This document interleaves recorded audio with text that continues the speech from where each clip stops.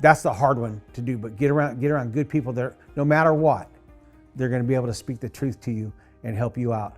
But believe in yourself above all. Right before my mom passed away a couple years ago, she had told me, when you started this, I didn't think you could do it.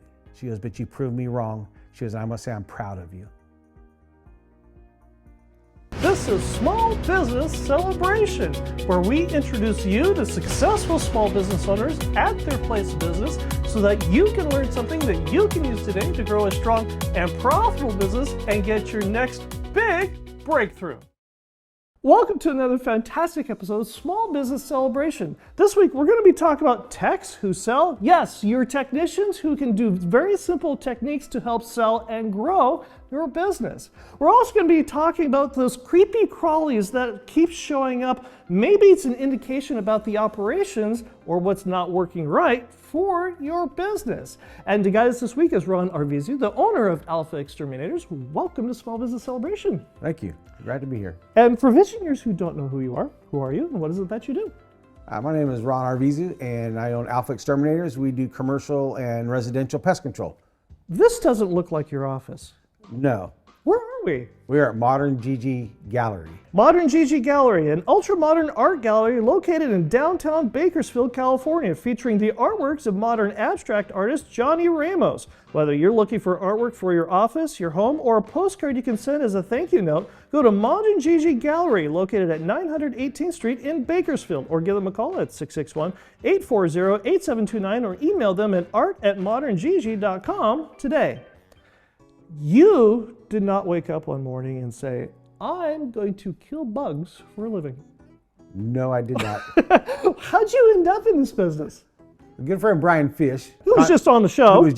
Contacted me and said, hey, you ever thought about coming over and doing this? And I was working for Frito-Lay at the time. Talked to Brian and we decided, yeah, let's go ahead and do that. So you became a bug man. I became a bug man. At the time, it probably doesn't look, but I had long hair. and it wasn't gray like it is now. It wasn't gray like it is now. And I had to actually cut my hair.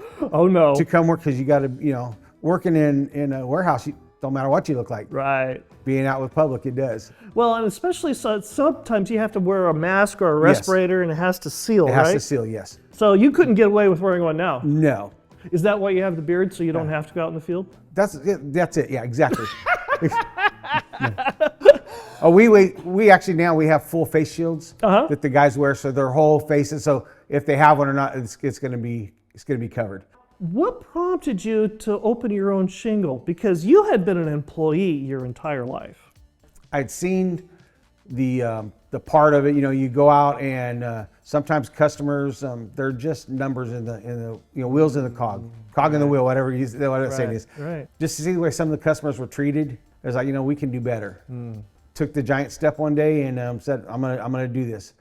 Now, did you have the same experience that Brian had, where you were a sales rep for another company and you saw all the revenue you were bringing in and you're thinking, man, I should get a much bigger piece of the pie than that? Exactly. Working and you're like, man, my route's this amount, or I'm doing sales and I'm selling this amount and I'm not even getting close to what I think I'm worth. Right. It was eye-opening to let's go ahead and do this. And then you became a business owner. And then I wish I was back working for somebody. No, love the freedom that I do have, right. But because now you realize why so much of the revenue you brought in didn't go to your commission check. Correct. There's so much behind the scenes that people don't see, they don't know about.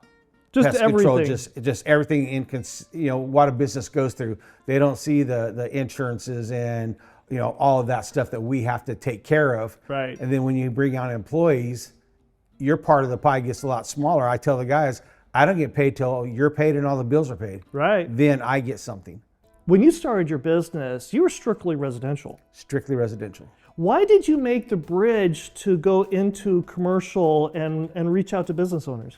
We started getting calls from some of our customers that had, hey, could you come out to our business? And at the time it was just me by myself. And so when we started to do that, it's okay, well, we're going to stay away from property managers and apartments, and we'll stay away from the food industry to start, because there's just so much more, the timing and everything. When you have to do a service, you can't do it while customers are there, especially in restaurants.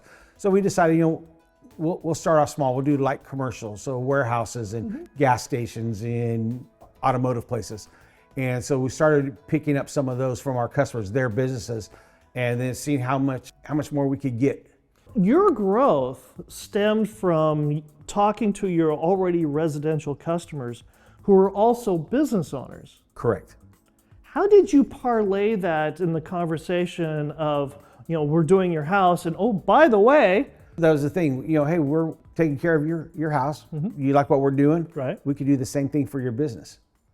What did you find was different when you did start picking up restaurants and some of these more complex situations where doing pest control, if a restaurant has a cockroach or a rat or anything, it can close the business. It can close the business. And that's, whenever they come in and if the, they do their inspection, the food inspection, whatever it is, and they find something, they're looking for the pest control company. Why do they have it? You're doing the service, why do they have it? Right. So for us, for me, it became a challenge. Okay, well, I got to make sure that stays an A on that door. I like that challenge. What's the fundamental difference as far as procedures go between having a residential customer and a commercial client? On our residential customers, most of the time we do outside services only. Once you take care of the problem, it's just a maintenance. You're just making sure that nothing else comes up. On a commercial property, say in a restaurant, a lot of them bring in bulk items when they're purchasing. They're bringing in their if they have sodas and stuff, those boxes come in, and we've actually found roaches inside those boxes that were brought into their store. We've seen bags of onions or potatoes or big items that come in that are brought to the customer. So it's not the restaurateur's fault, it was their supplier who brought the vermin in. A lot of times it could be the area they're in. You get an older part of the town. Like downtown Bakersfield. You've got the sewer systems down here. Right. And so you ever get down to those catacombs, some scary stuff down there. How more frequently do you have to visit commercial clients than you do residential? On a commercial client, we're going to be out there every month. Some customers, we are out there every week. Really? Yeah, it just depends on what the problem has been or what their expectation is. What do they want to be taken care of? Right. And so we have to get out there. Some cases, we're out every week. Do you do multi-resident? One of the things I didn't want to get into, and it was one of my biggest sales that we did, was picking up RMS, or Realty Management Services. They've been great for us, and we've picked up apartments. Why did you not want to get into multi-unit complexes? Because when you go into those, let's say someone has roaches and it's a 8-unit building. Well, oh, now you have to do all of them. And if you don't do all of them, you're not going to take care of the problem. You're just going to move it from one to another. So you have to do everything connected. If you don't, we're just wasting time and money and chemical, because it's not going to take care of the problem. Doesn't make good for neighborly relations. No, it does not. It does not. And if you've been talking with Alpha Exterminators and your business has grown because it's got an A rating on the door, perhaps it's time for you to buy a new house. And to do that, I recommend that you reach out to Mike Saba, a Zillow Premier Agent with Watson Realty, born and raised and never left Bakersfield. Give Mike Saba a call at 661-203-8406 or reach him at mikesaba1@icloud.com today. And Visioneers, if you've got a question, you've got a thought, something you'd like to learn about here on Small Business Celebration, reach out to us on LinkedIn, Facebook, and Instagram, and your question could appear just like Vanessa, who asks, what's your process for training techs to sell, not just fix? We have our technicians, as they go through the account, they're looking for what we call conducive conditions, things that could cause problems to come in. So they're going to be doing some upsells to help the customer out. It's not just to get money in their pocket. For example? So we're going around a house and you see they've had a problem with roaches, but you're looking out and there's soda cans outside. They've got their recycling out there and it's just loaded with roaches. People they like to go yard selling and antiquing, and they go out and they bring stuff from other people's homes and they bring that in. So we know those signs. Maybe you got stuff stacked all up against the back wall. You can't understand why you've got rodents coming into your house and garbage is just sitting out there. You would not believe how many people decide not to use the garbage collections. One of the other things that I imagine your technicians see is everybody's got a vegetable garden. Everyone has them. And they have the hose that just runs and runs and nice big pools of water. What does that bring? All insects need water. But the big thing here in Bakersfield in the last 5 to 7 years, mosquitoes. And we have that new Aedes aegypti that's in. Everybody calls them ankle biters because they're about 18 inches or lower. Right. And they need less than a teaspoon of water to lay their eggs. How did you create a process so that your techs could easily go through and help get a new customer from a customer that they're already servicing? And what we tell the customers to do, we do what we call clover leafing. So when you're doing a residential or commercial building, like for residential, walk to 2 houses on either side of the one you're servicing. Right. They see everybody has a ring camera, Right. so everybody sees your truck out there. Right. And then you hit the 5 across the street. So they know you're there, they know their neighbor probably, and so you just go out, introduce yourself, hey, we've been doing this, taking care of this for your neighbor, give them a call, ask them how we're doing. And that way they just go out and it works. So what you're doing is you're setting up your techs so they don't have to, quote unquote, sell. Correct. They don't have to go knock doors and cold call and come up with their own things. Besides, we also give them, they get a 10% of the yearly amount of, so they sell a $60 monthly residential. That turns out to $720 for the year. So the 10%, $72 for every one that they sell. On a commercial, of course, commercials are usually a little more expensive. Right. And so you sell an apartment complex. Now you got a $5,200 apartment complex. It's a $520 commission paid right there. Plus you get the time to service it every month. You also make it easy with a flyer. And Visioneers, if you can see it, he's got this on the front. It's for our radio audience. It says Alpha Exterminators on the top, starting at $55 a month, bi-monthly, quarterly, one-time service, no contracts. On the back of it, and it's basically a gigantic bookmarker is what it looks like. And on the back are your referral list of your existing clients and customers who are using your service. Why is this such a useful tool for your techs? Because a lot of times they may forget where we're starting at, like a residential or a commercial or a bi-monthly service. And so it's right there. So they can just show the customer, hey, here we go. You want bi-monthly? $75 starting. And who are some of the referrals? The referrals on the back of our card, these are our actual customers that it says we service their house, or you have a question about it, he's the one you want to come check your house out. And that brings us to the Visioneer Game. And the Visioneer Game is brought to you by Minimum Press of Bakersfield. Now, Visioneers, it is buy one, get one free on stickers. Yes, Visioneers, if you need stickers for labels, in this case, it's a test label to go on something like an appliance or a pipe or something that you need to warn people about, or you've got a product like a bottle of beer in this case where you need to fix a sticker to, Minimum Press of Bakersfield is giving you buy one, get one free. Level up your branding and your laptop and water bottle with custom labels and stickers. Call Minimum Press of Bakersfield 661-323-7757 or visit them at mmpbakersfield.com. And don't forget to say, I'm calling about the November-December 2025 label and sticker special. Call Minimum Press of Bakersfield at 661-323-7757 or visit them at mmpbakersfield.com today.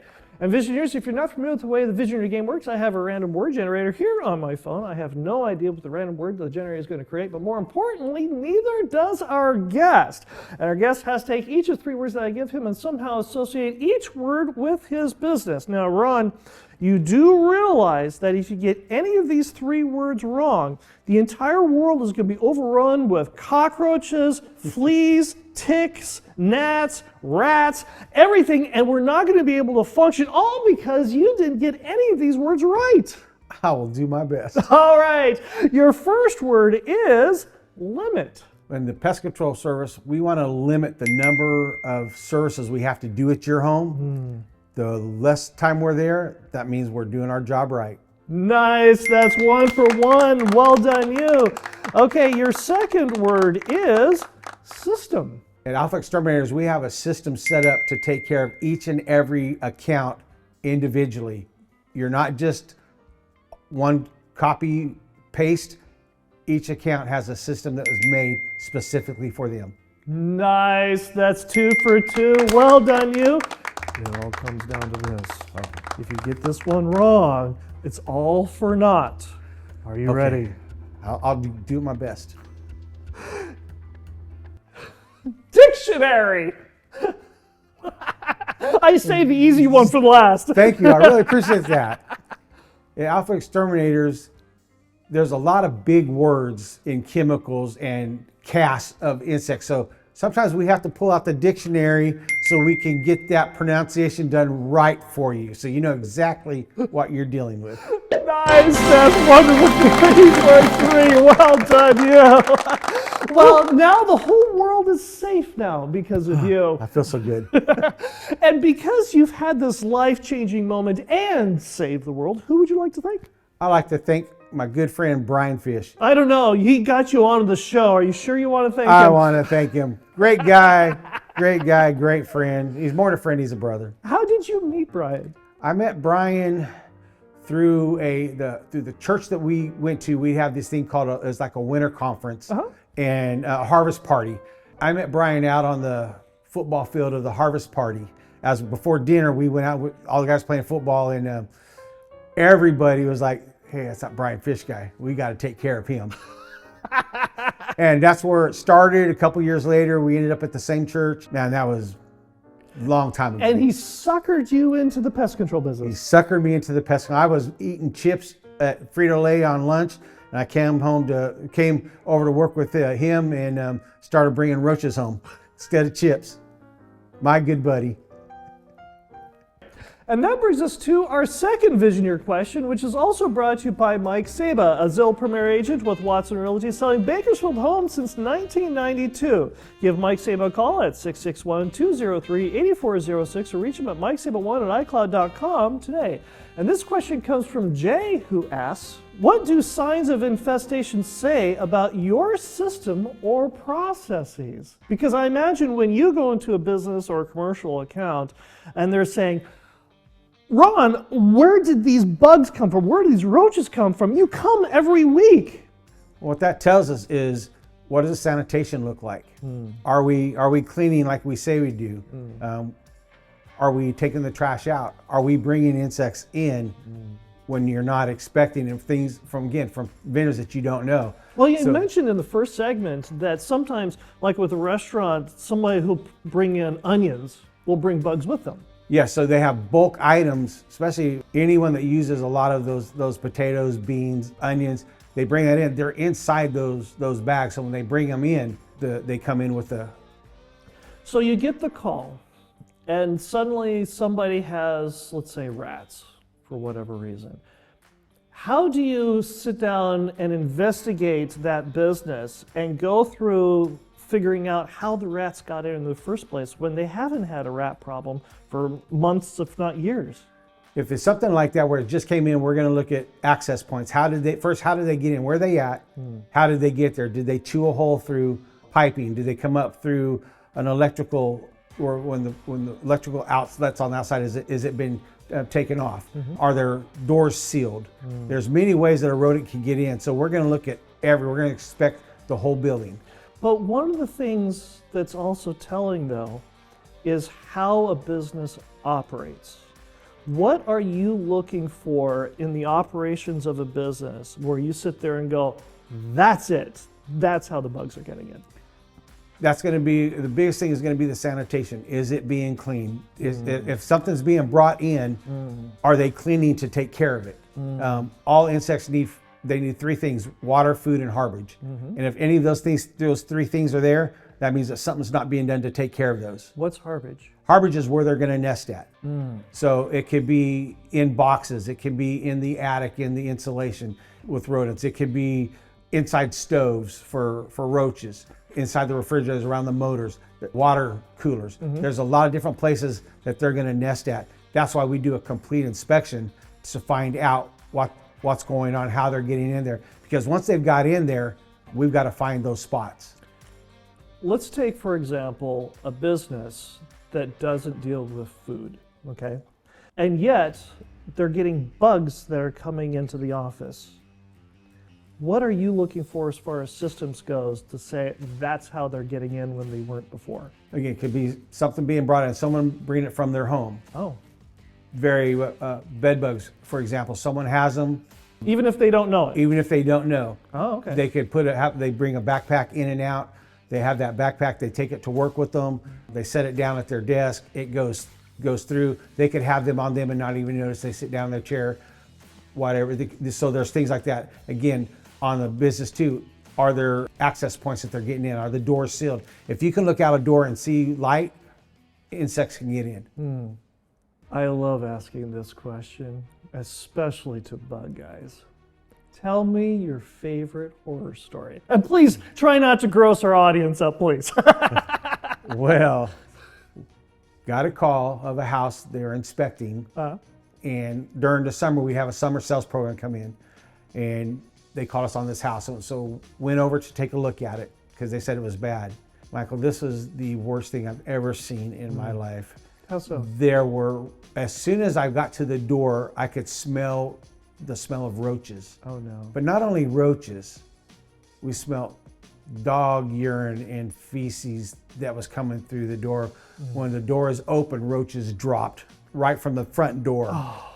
As you looked in, the farther you went into the house, you saw the roaches everywhere, on the walls, crawling across beds, crawling on the counters. They're in the dishes in the sink that had roaches. How do you fix that? You don't. Really? That is something that would have to have a tent put on the house. Right. But then the customer has to be instructed on, this is how this got here. You can't just leave food out because roaches are going to eat off of that stuff. If we put bait stuff out, they're not going to go to our bait if they got all this. Right. There. So you've got, when you have dog feces smashed into the carpets from people just walking over it, the smell, how anybody could live in there, I don't know. It was so bad. How did you fix it? That one we just walked away from. It was because they didn't want to do what needed to be done. Once you see that first cockroach, there's many more to come. Yes. Yes. Because they just multiply like crazy. One female can be responsible for over 1 million offspring in a year. In a year, 1 million? 1 million. German roach, yes. Oh. That's what you usually find in your kitchens. And wow. And how long does it take you to go through it and get rid of all that? we'll do it in 3 services. So you have your initial service. We go in, we're going to crack and crevice everything. You got to take everything out of the cabinets. And then we'll do a follow-up 10 to 14 days after that. And then we'll do another follow-up in another 10 to 14 days. We'll get them knocked out. No tenting of the house? No tinting of the house. It's no secret that there's a lot of business owners who are struggling right now. What do you say to your fellow business owner who is having a difficult time and let them know that it's going to be okay? Yeah. Even if their rental property is completely infested, just like you said. You believed in yourself when you started it. And I say, get back to where you're believing in yourself.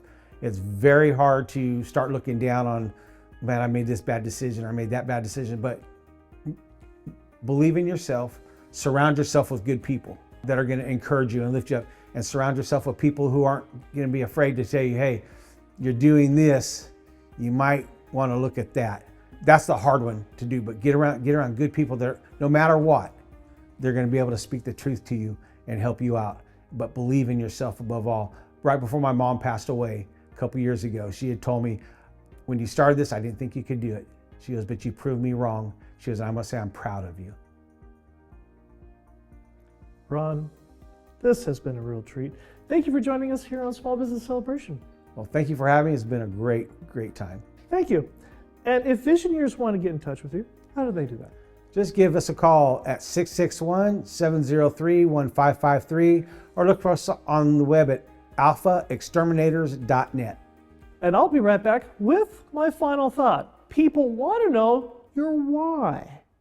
People want to know your why. About 2 seconds before we hit record, invariably the guest asks, Michael, how did you get started in your business? And the question is innocent enough. And after 330 episodes, plus a whole bunch of answering the same question off camera, I've gotten pretty good at saying, well, it's an advanced level Toastmasters project that's gotten out of hand. But the other day, producer Emily and I were with a Visioneer, and I realized after that conversation, what the guest is invariably asking is not how, but why. Why are you doing this business? You see, when producer Emily and I were talking with this Visioneer, he was telling us about all the information, all the nuggets that he's picked up over the years from this show, a little bit here and a little bit there that he's been able to apply to his business. And it's made a huge change to his business. And in fact, when he was telling it to us, it just about brought him to tears. So it got me to thinking as I was driving home after that conversation, people don't want to know, necessarily, I should say, want to know how you started your business. They want to know what keeps you going. They want to know, we've got those late nights of paperwork and, in my case, editing, when everybody else is fast asleep. What keeps you going? What keeps you going when you've got more month than money? Or what happens when you've got people and employees that don't do what you expected them or hoped that they would do? What keeps you going? People want to know. People want to know why you're doing your business. I hope you enjoyed our conversation this week here on Small Business Celebration. And I hope you've learned something that you can use today to grow a strong and profitable business. And we'll see you here again next week when we celebrate another small business making a big breakthrough.